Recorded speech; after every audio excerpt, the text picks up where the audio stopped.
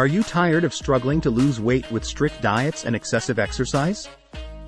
It's time to hack your diet and make weight loss easier than ever before. First things first, make sure you keep track of everything you eat and drink. This will help hold you accountable and make it easier to identify areas where you may be overloading on calories.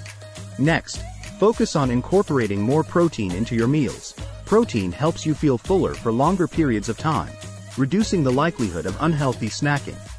Don't be afraid to add some healthy fats to your diet as well, such as avocado or nuts. They can also help you feel full and satisfied. Another trick to hacking your diet is to cut down on carbohydrates, especially refined carbs like white bread and pasta. Instead, opt for complex carbs found in vegetables and whole grains. Finally, make sure you stay hydrated and try to avoid sugary drinks.